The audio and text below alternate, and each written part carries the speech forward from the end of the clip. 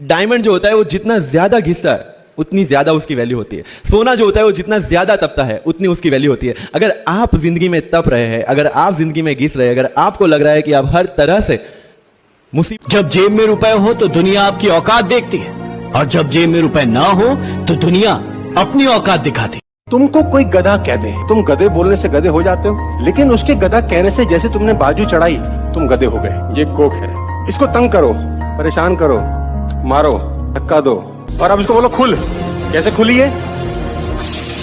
झाग बन के खत्म। इसको करो। तू फेल हो गया है, तू गधा है, अंधा है तू साले, करता कुछ नहीं, तेरे अल्ले पल्ले कुछ नहीं है, तू कभी जिंदगी में कुछ कर नहीं पाएगा। खोलो, कोई फर्क। Become a water, ladies and gentlemen, in your life. कोई कुछ मर्जी बोलता रहे, कोई। जब हमारी उंगलियों के नाखून बढ़ जाते हैं तो हम नाखूनों को काटते हैं, पूरी उंगली को नहीं।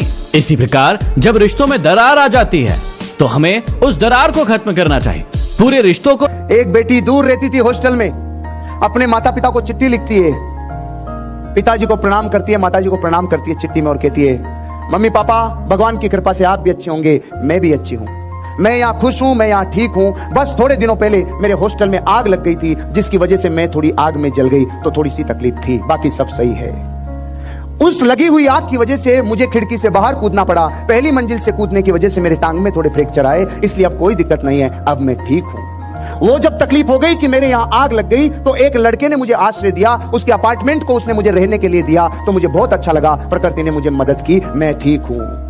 जब मैं उसके अपार्टमेंट में रहती थी तो मैं उससे मिलती जुलती थी, उसके जो बीमारी का इन्फेक्शन था वो मेरे भी इन्फेक्शन आ गया, लेकिन अब मैं ठीक हूँ। और मैं आपको ये बताऊं आने वाले टाइम पे कि मैं उससे शादी करूंगी, उससे पहले मैं आपको ये बता दूं, क्योंकि मैं प्रेग्नेंट हूं, इसलिए वो प्रेगनेंसी दुनिया को पता चले उससे पहले मैं आपको बताऊं कि मैं उससे शादी करने वाली हूं।